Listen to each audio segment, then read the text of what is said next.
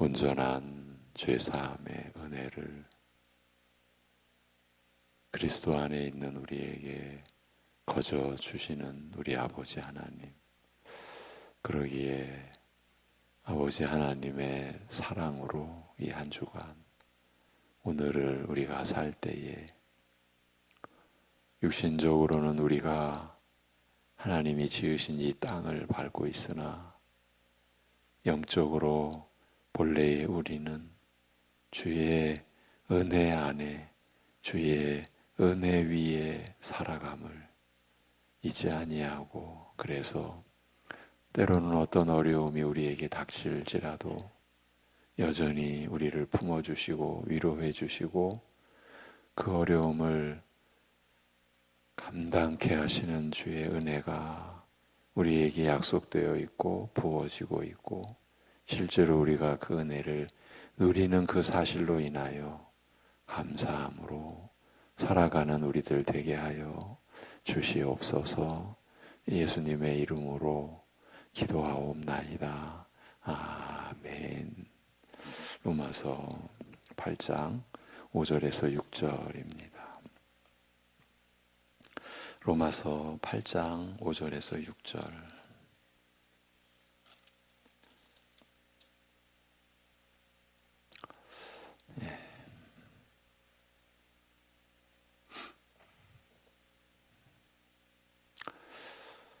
로마서 8장 5절에서 6절 같이 보시겠습니다. 육신을 따르는 자는 육신의 일을, 영을 따르는 자는 영의 일을 생각하나니 육신의 생각은 사망이요 영의 생각은 생명과 평안이니라. 아멘. 다시 한번 들어보십시오. 육을 따르는 자는 육의 일들을 생각하며 성령을 따르는 자는 성령의 일들을 생각하느니라. 육의 생각은 죽음이요 성령의 생각은 생명과 평강이라. 오늘은 이 말씀이 우리에게 주어지는,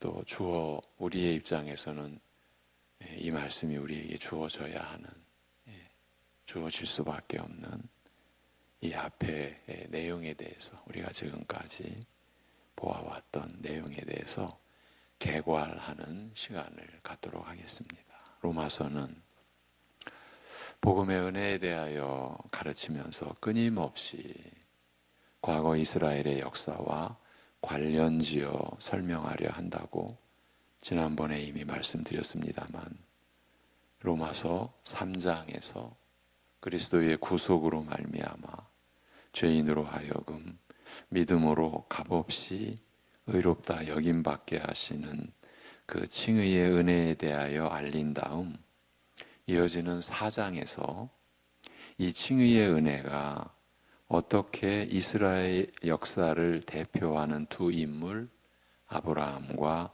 다윗의 생애에서 어떻게 이미 발견되는지, 이 은혜의 깊은 역사적 뿌리에 대하여, 특히 아브라함을 예로 들어 하나님으로부터 의롭다 여김을 받게 한 그의 믿음이 어떤 것인지에 대하여 자세히 설명하고 있습니다. 우리가 오늘날 그리스도를 믿음으로 하나님 앞에서 의롭다함을 받는 이 은혜의 역사적 그 깊은 뿌리를 성경은 우리에게 이미 말씀하여 주셨고, 그 대략을 로마서가 집약해서 우리에게 기록해 전해준 것이죠. 믿음으로 의롭다 여김받는 이 은혜롭고 이 복된 일에 대하여 알린 다음 로마서 5장에서는 이 칭의의 은혜를 기반으로 하는 하나님과 화목하게 된 것과, 하나님과 화목하게 된 것을 제가 여러분과 이렇게 나눴죠. 우리가 하나님께 온전히 받아들여진 관계다. 우리가 하나님께 받아들여진 관계에 조금도 흠이 있어서는 안 됩니다. 흠이 있다면 그리스도의 구속, 십자가 그 구속의 사랑에 흠이 있다는 그 내용이기 때문이죠. 이해가 다 충분히 되시죠? 그래서 이 칭의의 은혜를 기반으로 하나님과 화목하게 된 것과 장차 나타날 하나님의 영광을 바라는 소망, 우리 신자의 소망의 실체는 하나님의 영광이죠. 그리고 그 날까지, 그 마지막 날까지 이 땅에서 살아가면서 겪게 될 환난과 이를 통하여 배우게 될 인내와 연단에 대하여 알리고 있습니다. 로마서 5장의 전반부입니다. 그러나 이런 일들을 겪는 중에도 우리 마음에는 성령으로 말미암아 쏟아 부은 바 된 하나님의 사랑이 있어 반드시 하나님의 진노에서 벗어나 영생의 구원에 이르게 될 것을 확신한다고 말합니다. 로마서 5장은 여기에서 갑자기 시선을 인류의 조상 아담에게 돌리면서 그의 범죄로 말미암아 온 인류가 선과 생명 그리고 하나님의 형상으로서 지니는 그 고귀한 지위 등 귀중한 것들을 다 잃어버리고 죄와 죽음에 얽매이게 된 불행을 바라보게 합니다. 그러니까 인류의 그 죄된 죽음의 역사를 바라보게 하는 거예요. 갑자기 아담으로 말미암아 죄와 죽음이 세상에 들어오게 되었다고 말합니다만 이것은 단순히 아담을 통하여 사람이 죄와 그 결과인 죽음을 최초로 겪게 된 역사적 경험을 말하고자 하는 것이 아니라 이 죄의 결과와 영향이 범죄 당사자인 아담을 넣어 그의 모든 후손 곧 인류 전체에 미쳐 모든 사람이 죄와 죽음에 처하게 한 그 불행에 대하여 모든 사람으로 죄와 죽음에 처하게 한 그 불행에 대하여 알리는 의미심장한 말입니다. 무엇보다 이 불행은 아담처럼 스스로 하나님의 계명을 범함으로써 죄를 짓지 않는다 하여도 인간으로 태어나는 것만으로 죄인이 되며 죄 아래에 얽매이어 살다가 죽게 되는 불행이라고 알립니다. 자범죄, 이제 스스로 범한 죄라고 해서 자범죄와는 상관없이 사람으로 태어나는 것과 더불어 조상 아담의 범죄로 말미암아 죄인이 되는 것이니 다른 사람의 죄 때문에 내가 죄인이 되는 것이요 어떤 의미에서 죄 없이 죄인이 되는 경우인지라 이 죄는 조상 아담으로부터 물려받은 특수한 죄라 하여 원죄라고 부릅니다. 아담 한 사람으로 말미암아 죄와 죽음이 세상에 들어왔다고 하였습니다만 그 내막을 들여다보면 이처럼 모든 인류를 죄와 죽음 아래에 가두는 그리하여 모든 사람으로 하여금 죄인으로 잉태되게 태어나 죄인으로 잉태되고 태어나 죄인으로 생을 시작하며 모든 사람으로 하여금 죄인으로 잉태되고 태어나 죄인으로 생을 시작하며 평생 그 죄의 노예가 되어 죄를 지으면서 살다가 죽는 심각한 불행을 가리키는 것입니다. 이와 같이 한 사람 아담의 범죄로 말미암아 온 인류가 죄와 죽음의 불행에 빠지게 되었습니다만 즉 모든 사람이 스스로 범한 죄와 상관없이 다른 사람의 죄로 말미암아 죄와 죽음의 불행에 빠지게 되었습니다만 이것이 인류의 역사의 본질인 거예요. 지금까지 그렇게 되었습니다만 기이하게도 너무나 놀랍게도 이와 똑같은 원리에 따라서 정반대의 결과가 그리스도로 말미암아 나타난 것에 대해서도 말하고 있습니다. 여기서 우리가 한 가지 짚고 가야 됩니다.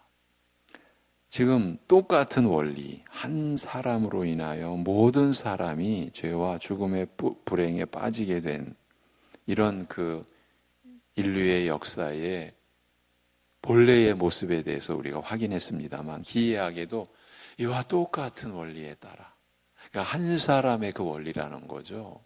그리고 그 한 사람으로 인한 유대 관계, 이 똑같은 원리에 따라서 정반대의 관계가 그리스도로 말미암아 나타난 것에 대해서 성경은 우리에게 말하며 가르쳐주고 있습니다. 뭘 짚고 가자라고 제가 여러분에게 말씀드린 것일까요? 우리가 지금까지 많이 나눴던 내용이죠. 오늘날 다수의 교회가 우리가 지금 논의해온 아담 한 사람으로 인한 죄와 죽음의 불행의 역사를 덮어버렸어요. 네, 덮어버렸어요. 그 얘기는 원죄를 부정해버렸다는 거예요. 겉으로는 제가 이제 그런 교회에서 살아왔고 자라왔기 때문에 너무나 잘 알죠. 절대 말 안 합니다. 우리 원죄 부정한다라는 말 안 합니다. 그러니까 교인들은 원죄라는 자체를 모르는 거예요. 그리고 실제로는 그러한 그 교회의 교리와 가르침은 원죄를 부정하는 전제하에서의 세워진 신학과 교리를 따라 설교되어지고 그 교인들은 그렇게 살아가는 거예요. 그래서 구원의 은혜가 어떻게 정립이 되냐면 구원은 자기 하기 나름이야 이렇게 되는 거예요. 그러니까 열심히 해야 돼라고 하는 논리가 단순하게 성립이 되어버리는 거예요. 나중에는 은혜보다 자기 열심이 더 빛이 나게 돼요. 왜? 자기 열심에 대한 대가가 항상 상급과 보상으로 말씀의 논리 속에서 내재되어 있으니까 난 저 상급을 따내야 돼. 그렇게 되면은 어쩔 수 없이 상급이 비교 개념이 상급 속에 들어가 버리는 거예요. 그러니까 누가 더 많은 보상을 하나님께 받느냐. 이게 사단의 괴계죠. 그리고 진리의 교사가 아닌 사실은 참된 신앙의 그 목자가 아닌 사단의 괴계가 그 뒤에 있고 사람의 욕심에 의하여서 세워진 여러분 교회가 어느 정도로 무너진 이 시대냐 하면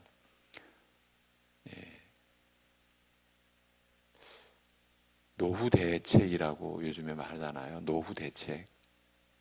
야, 내가 노후 대책으로 목사 돼야지. 이러한 그 말들이 지금 이 얘기는요, 제가 우리 교인들 가운데 들은 얘기예요. 성도 한 분이 자기가 일하는 곳에 그 위에 사람이 하는 이야기를 기가 막히게 난 노후 대책으로 목사가 되려고 한다. 이런 얘기까지도 가능한 세태에 우리가 있는데 저 본질적인 문제는 우리가 지금 나누는 지금 그리스도의 구속의 은혜를 우리가 받고 그 그리스도의 구속의 은혜 안에서 우리 신자가 이제 신자답게 의롭게 된 우리가 거룩하게 살아가는 그 삶을 우리가 어떻게 그 삶이 이루어지게 되어 있고 어떻게 우리가 그 은혜를 누리게 되어 있는지 이 신자의 받은 은혜의 그 본질을 우리가 지금 나누고 있는데 이게 지금 한쪽이 부정된 것, 한쪽이 부정됐다. 한 사람 아담의 죄와 그로 인한 죽음의 역사가 부정됐다. 왜?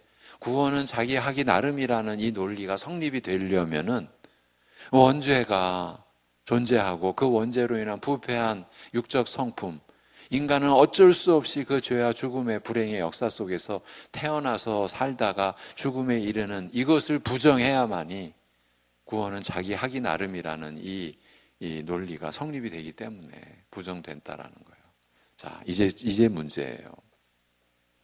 그게 부정이 되면요, 지금 우리가 말하려고 하는 지금 모든 사람이 스스로 범한 죄와 상관없이 다른 사람의 죄로 말미암아 죄와 죽음의 불행에 빠지게 되었습니다만, 기이하게도 이와 똑같은 원리에 따라서 정반대의 결과가 그리스도로 말미암아 나타난 것에 대해서도 말하고 있지 않습니까? 그러니까 앞의 원리를 부정하면, 원죄를 부정하면, 아담의 죄로 모든 사람이 불행에 빠지게 된 것을 부정하면, 이 뒤에 이어지는 그리스도로 말미암아 나타난 똑같지만, 원리는 똑같지만 결과는 정반대죠.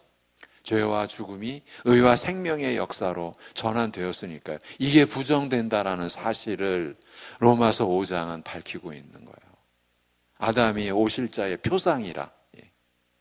두 관계를 묶어놓은 거예요. 이것이 하나님의 정하신, 이것이 하나님이 정하신 우리를 구원하시는 하나님의 원리고, 하나님이 정하신 거예요.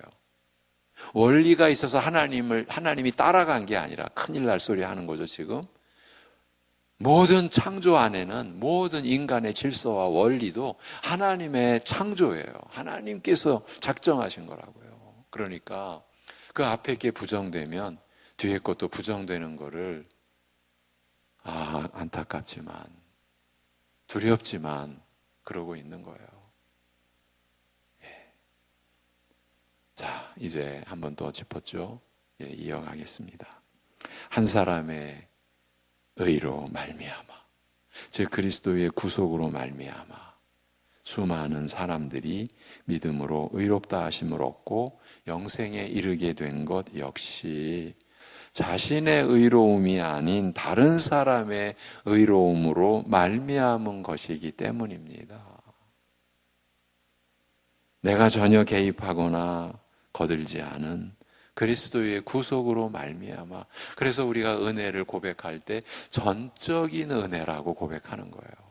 우리의 그 무언가가 개입되면 우리는 그 은혜를 부정하는 거예요. 그래서 교회에서 가장 무서운 원수가 자기의인 거예요. 자기의. 내가 전혀 개입하거나 거들지 않은 그리스도의 구속으로 말미암아 내가 죄사함을 받고 의롭다 여김을 받으며 영생을 유업으로 얻게 된 것이에요.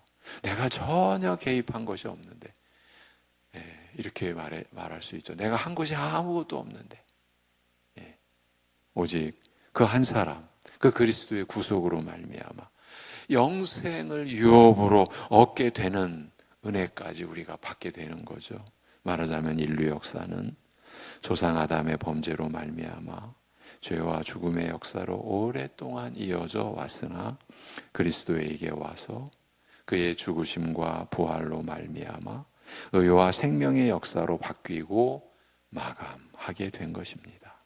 인류 역사의 전체적인 이 흐름과 성격이 실질적으로 조상 아담과 그리스도 두 인물에 의하여 결정되었으며, 특히 죄와 죽음의 역사가 의와 생명의 역사로 바뀌는 역사적 대전환이 그리스도의 구속에 의해, 그 십자가 그 구속의 역사에 의해 이루어진 사실을 알리면서 로마서 5장은 마지막 말미에 이런 말을 덧붙이고 있습니다. 5장 20절인데요. 율법이 끼어들었으나, 이제 이 개념이 이제 덧붙여진 거예요. 율법이 끼어들었으나 범죄가 더하였을 뿐이라. 그러나 죄가 더한 곳에 은혜는 더욱 넘쳤나니 이는 죄가 죽음으로 왕 노릇한 것 같이 은혜가 의를 통하여 왕 노릇하여 우리 주 예수 그리스도를 통하여 영생에 이르게 하려 함이라고 말씀합니다. 아담으로 말미암아 죄와 죽음의 역사가 시작된 후 그리스도로 말미암아 의와 생명의 역사로 대전환이 이루어지기 전에 그 둘 사이에 율법이 끼어든 것을 두고 한 말입니다. 하나님께서 죄로 타락하여 소망이 없는 인류 가운데서 아브라함을 불러 복음의 약속을 주시고 그의 후손으로 하여금 이 약속을 대대로 유업으로 물려받아 이어가게 하셨습니다. 특히 그 후손 이스라엘을 애굽의 종살이에서 구하여 내시고 언약을 맺어 자기 백성으로 삼으시되 하늘에서 음성으로 직접 율법을 선포하여 들리게 하여 주시며 모세를 산으로 불러 돌판에 계명을 새겨 언약 백성의 도리를 알리시고 지키라 명하셨으나 이스라엘은 이를 지키리라고 서약하고서도 결국 지키지 못하고 심판받아 열국 중에 흩어져 버리고 말았습니다. 하나님으로부터 거룩한 율법을 받고서 이를 지키리라고 서약하기까지 하였으면서도 결국 지키지 못한 이스라엘의 이런 실패는 그들이 우리보다 성실치 못하거나 열심히 덜 하거나 노력과 힘을 쏟지 않았기 때문이 아닙니다. 실은 그들의 어떤 결심과 의지와 노력으로도 넘을 수 없는 한계, 흔히 목이 곧고 완악한 성품이라고 하는 부패한 육적 성품 때문이었습니다. 율법이 끼어들었으나 범죄가 더하였을 뿐이라고 한 말씀은 바로 이런 사실, 이 역사적 사실, 인류의 실체를 지적한 말입니다. 아무리 결심하고 힘써도 죄만 더하였을 뿐 순종하지 못하였다는 뜻입니다. 그래서 로마서 2장에서는 다른 사람을 가르치는 내가 내 자신은 가르치지 않느냐? 도적질하지 말라 선포하는 내가 도적질하느냐? 간음하지 말라 말하는 내가 간음하느냐? 우상을 가증히 여기는 내가 신전을 터느냐? 신전을 털어가요. 율법을 자랑하는 내가 율법을 범함으로써 하나님을 욕되게 하느냐라고 한 로마서 2장의 말씀 역시 바로 자신의 생각이나 의도, 심지어 간절하게 원하는 마음도 어쩌지 못하고 죄에 의해 끌려가는 이 이해하기 어려운 일에 대하여 알리고 있습니다. 아담으로 말미암은 죄와 죽음의 불행이 그리스도로 말미암아 의와 생명으로 바뀌는 이 복된 결말에 대하여 밝힌 다음 굳이 이스라엘의 그 실패의 역사를 말미에 언급한 이유는 죄와 죽음이 의와 생명으로 바뀌는 역사적 이 대전환에 있어서 이스라엘의 역사가 비록 실패의 역사이기는 하여도 말은 지금 간단하지만 수천 년 이어져간 결국 멸망으로 빠진 그 실패의 역사, 이스라엘의 그 역사가 얼마나 불행하고 참담한 역사였겠습니까? 그 안에서 기도하고 하나님의 약속을 붙든 우리 믿음의 선진들을 우리가 생각해 봐야 되지 않겠습니까? 그렇게 이스라엘의 역사가 비록 실패의 역사이기는 하여도 중요한 의미를 지니고 있고 중요한 역할을 감당하고 있기 때문입니다. 그래서 이것을 밝힌 거예요. 로마서 이 흐름 속에서 왜 굳이 이스라엘의 실패의 역사를 이렇게 언급했나? 비록 실패의 역사이기는 해도 너무나 중요한 의미를 지니고 있고 중요한 역할을 감당하고 있기 때문입니다. 하나님께서 아담의 범죄로 말미암은 불행한 역사를 그리스도의 은혜의 역사로 바로 해결하지 않으시고 중간에 이스라엘 역사를 끼어들게 하신 데에는 그럴 만한 이유와 중요한 뜻이 있는 것입니다. 왜냐하면 사람이 하나님의 거룩한 율법 앞에서 이처럼 연약하여 무능하다라는 사실을 이스라엘 역사를 통하여 선명하고 확실하게 보여주고자 하셨기 때문입니다. 달리 말하면 아담으로부터 물려받은 원죄의 가장 깊은 그 실상을, 그 실체를 나면서부터 지니게 되는 우리의 이 부패한 육적 성품이 이렇게 무섭다는 사실을 이스라엘 역사만큼 분명하게 드러내는 것이 없기 때문입니다. 이것이 구약 성경의 역할 아닙니까?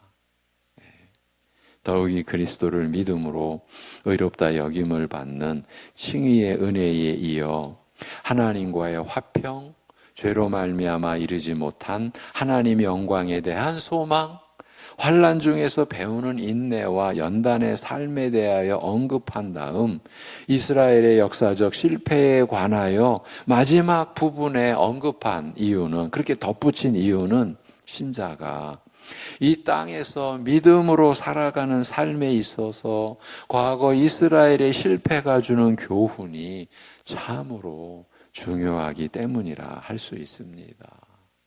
믿는 자가 이 땅에서 살아가면서 날마다 환난을 겪는 가운데 인내를 배우며 연단을 이루어가는 과정에서 끊임없이 부딪히게 되는 것이 바로 이스라엘로 실패하게 만든 그 부패한 성품, 목이 곧고 완악한 성품이기 때문입니다. 지금 우리의 얘기를 하는 겁니다. 신자는 이스라엘로 하여금 실패하게 만든 바로 그 육적 성품과 날마다 부딪히며 싸우면서 살아가야 하는 것입니다. 이것을 밝히기 위해서였던 것이에요. 그러나 로마서는 죄가 더한 곳에 은혜는 더욱 넘쳤나니 이는 죄가 죽음으로 왕노릇한 것 같이 은혜가 의를 통하여 왕노릇하여 우리 주 예수 그리스도를 통하여 영생에 이르게 하려 함이라고 덧붙임으로써 이처럼 죄가 더한 곳에, 즉 부패한 육적 성품이 언약 백성 이스라엘조차 실패하게 만든 바로 그 곳에 그리스도로 말미암아 은혜가 더욱 넘쳤다고 말합니다. 이스라엘로 실패하게 만든 그 무섭고 두려운 독소가, 즉 부패한 육적 성품이 그리스도 안에서 해결되는 은혜가 있음을 알리고 있는 것이에요. 우리가 그 은혜를 받아 살아가는 것 아닙니까? 사실은 이 은혜에 대하여 율법 자체가 계속 끊임없이 증거해 왔습니다. 언약을 맺어 하나님 백성으로 세움 받은 다음 거룩한 율법을 받되 계명을 새긴 돌판을 언약의 증거로 받았으며 육체의 할례를 받아, 이 육체의 할례가 이렇게 우리에게 중대한 의미를 지니는 거예요.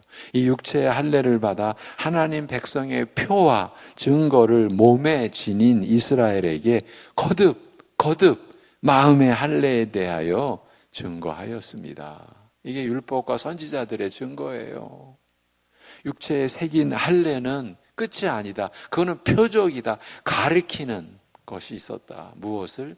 마음의 할례를 가리키는 표적이었다라는 거예요. 네. 하나님의 율법을 한없이 귀중하게 여기고 이를 남에게 가르치며 자랑하기까지 하면서도 정작 자신은 지키지 못하는 이해할 수 없는 이를 두고 로마서는 설명하기를 외면적 유대인이 아니요 겉으로 드러나 보이는 외면적 육신의 할례가 아니라 오직 드러나 보이지 않는 이면적 유대인이요 진정한 할례 또는 할례의 실체는 의문 곧 글자로서가 아니라 성령으로 행하는, 누가 행합니까? 성령으로 우리 주 예수 그리스도께서 성령으로 행하는 마음의 할례라고 말합니다.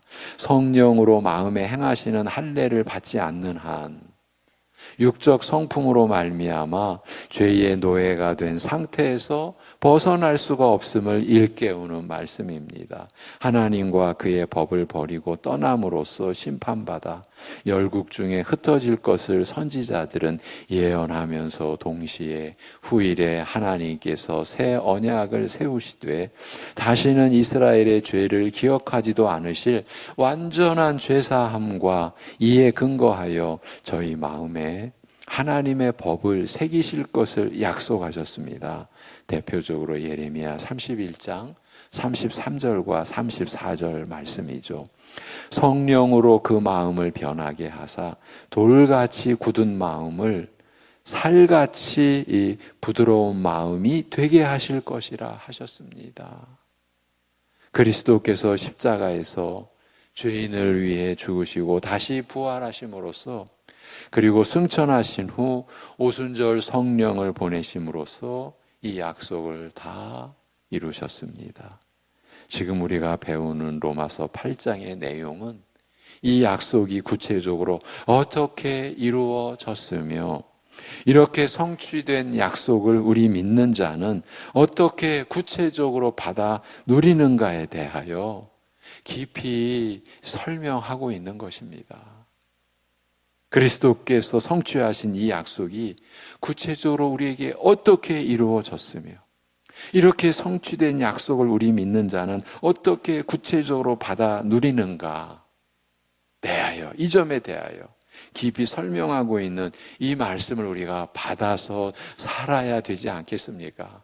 그리고 이 은혜를 받아 살아가는 우리의 토대가 우리에게 끊임없이 교훈을 주는 그 기초가 바로 이스라엘 역사의 실패라.